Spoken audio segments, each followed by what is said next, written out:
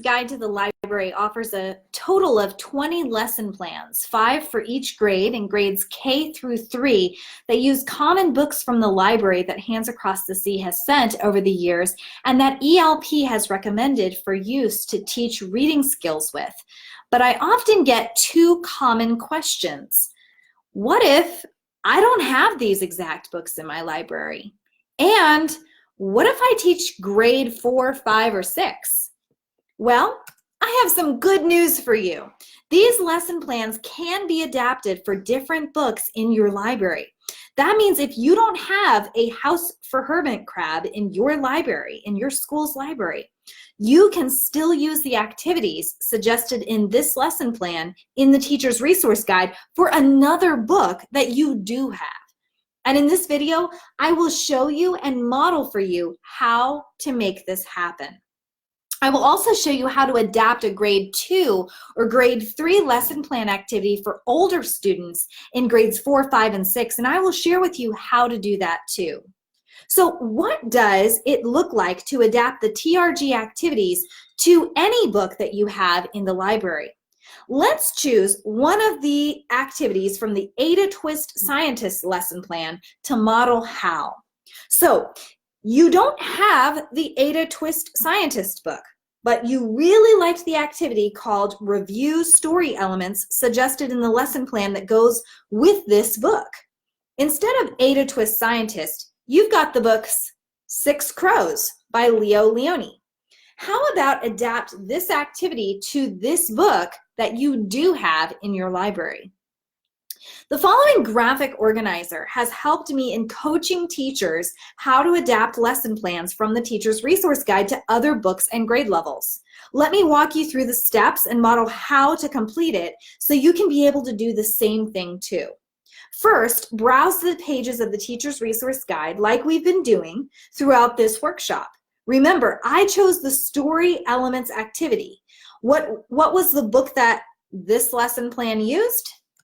Ada Twist Scientist. What grade level was this lesson plan geared to? Grade 2. What activity from this lesson plan do I like best, need to teach, curriculum standards are the same or similar to what I have to teach, and could be adapted to another book that I have? Well, I chose the Story Elements graphic organizer. You can find the name of the book and grade level in the top corner of the page from the TRG. The activity I have chosen is a developmental activity and then a culminating activity which takes place after the reading, which can also be done during and then after the reading. And I'm going to show you how I'm going to split that. This is not necessarily something you need to record on the graphic organizer, but it is good to be aware of and when the activity was suggested, so you can use it in the same way with the book you're adapting it to. So go ahead, read through the activity, considering how you can best adapt it to the different book. Perhaps put a sticky note or 2 on the pages of the book that you may want to reference with your students when introducing this activity and completing it. This activity asks the teacher to write the following on the board for the students to see and review as a class. Setting, where the story takes place. Characters, who is in the story. Problem, what happens to the characters and what the issue is. And solution, how the problem or issue is solved. Purpose for reading. As students listen to the story read aloud, encourage them to think about how to fill in the chart with the specifics from 6 Crows. Depending on the abilities of your children, you may want to prompt the students with questions throughout the book and walk them through a think aloud to highlight the characters, setting, problem, and solution. The culminating activities happen after the read aloud. This reviewing story elements continues as a post-reading activity. Introduce questions who, what, where, when, how, and why. You can compare these, asking these questions about a book to the same questions that Ada asked. Well, now this part, we simply adjust to the 6 Crows book by using our question words to discuss the differences and how they relate to this story. So we'll go ahead and start. Who is the question word that identifies the characters in a story? What is the question word that identifies the problem? Where is the question word for setting? When is a question word for sequencing? And how is a question word to explain the solution? Why is a question word that digs deeper with personal questions? So we discuss the story elements and then fill in the chart together as a class. For setting, where does a story take place?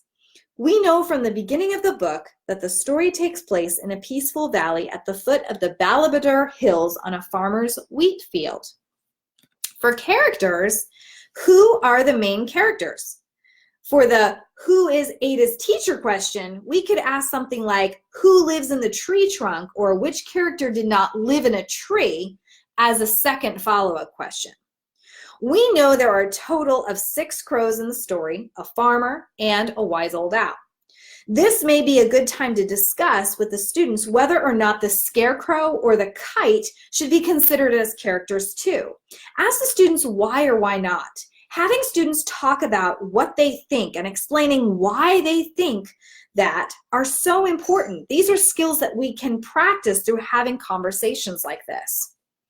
For the problem, why are Ada's parents mad at her? We can transition and adapt that question to how could we change this question to produce the problem from the book 6 Crows? Why are the crows and the farmer not getting along? What happened between the crows and the farmer that's causing a problem? This is when the students can talk about how the crows were eating the wheat and the farmer wanted them to stop. But you as the teacher can lead them towards the greater problem, which is that neither the crows nor the farmer were talking to one another about the situation. They were just jumping to conclusions and trying to infuriate one another, the crows with the kite and the farmer with his scarier scarecrow.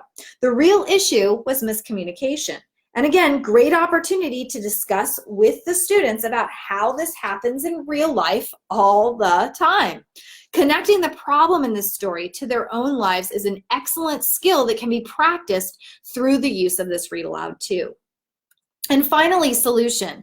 How did she solve the smell mystery? Well, we don't have that going on in 6 Crows, but we can change that question to be something like, how did the crows and the farmer resolve the problem? Or what did the owl suggest to the crows and the farmer to do to deal with the situation? Going back to the graphic organizer, and the whole point of this is to lead you through making these changes to the lesson plan and adapting it to other books. So read through the activity to better understand how to implement it, just like we did. Consider the questions. What should I keep and what should I change to adapt it as you are reading through it? You can see where I copied the story elements table in this space, but I started writing different answers to think through how to reword the questions to fit the 6 Crows story, and that way I could prompt my students in generating the correct answers. Then I want you to take it to the next level. What is another book that you can adapt this same activity to?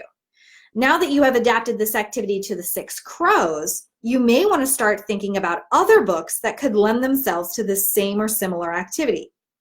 Stories with very prominent settings, characters, problems, and solutions. One book that comes to mind is called Corduroy. Corduroy is about a bear in a department store who has never been bought because his overalls are missing a button and no one wants him. Main character, setting, problem, bam. Read the rest of this book to find out another book that supports this same activity. You can actually coach your students to do the same activity on their own with the book of their choice and make a similar chart in their reading notebooks to discuss in book clubs. Just an idea. So the graphic organizer prompts us to think through how we could make the activity more hands-on, because so many of our students learn best through hands-on activities. One idea is to turn the classroom into the graphic organizer and have 4 stations around the room for setting, characters, problem, and solution. At each station, groups of students could talk about and then write in their readers' notebooks or on sentence strips the answers to each of these prompts. The final element of the graphic organizer is how to extend or enhance the activity to make it adaptable for grades 4 through 6.